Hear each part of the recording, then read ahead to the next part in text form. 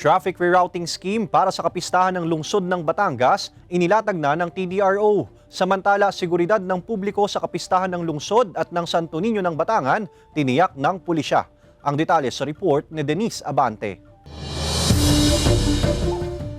5 araw bago ang selebrasyon ng kapistahan sa lungsod ng Batangas, inilatag na ng Traffic Development and Regulatory Office ang ipatutupad na traffic rerouting scheme para sa mga pampubliko at pribadong sasakyan. Ito ay upang bigyang daan ang gaganaping parada na bahagi ng kapistahan. Namamahagi na rin ang TDRO at monitoring team ng mga leaflets upang maging gabay nila sa ipapatupad na rerouting. Ang motoristang si Philip, aagahan na raw para hindi malate ang pasok sa trabaho. Siguradong traffic. Aagahan ko na lang alis ng bahay. Ang jeepney driver na si Jimmy, piniling hindi muna pumasada sa Lunes.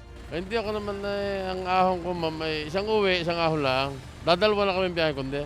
Sa Lunes, January 16, ganap na alas 6 ng umaga, magsisimula ang traffic rerouting habang alas 7 naman ng umaga ang pagsasara ng lahat ng kalsadang papasok sa poblacion area. Kabilang narito ang Lawas Junction, P. Burgos, Noble, P. Herrera at Noble Access Road, Palyocan West.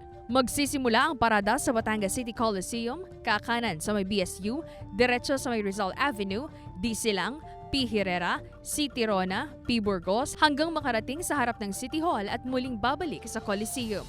Inaasahan na po natin ang pagbibigat sa daloy ng trapiko sa araw na iyon, gawa po ng aktibidades na ating isasagawa. So pinapayuhan po natin ang ating mga motorista. Kung hindi po mahalaga ang biyahe, kung hindi po mahalaga yung ating pupuntahan sa araw na iyon, iwasan na muna po natin sa umaga sapagkat tiyak pong heavy traffic dulot po ng ating PUJ rerouting at pagsasarado ng ilang mga lansangan. Tiniyak naman ng pulisya ang seguridad at kaligtasan ng mga residente sa pagdiriwang ng kapistahan. Nailatag po namin ito ng maayos katulad po ng ating fluvial. So meron po tayong mga area security, road security, nadadaanan po ng parada at saka dun sa place of engagement o yung ating venue. So nagre-request po kami sa provincial headquarters ng other support unit tulad po ng PMFC, EOD-K9, no? Sa BFP and including po sa maritime at saka mga Coast Guard po.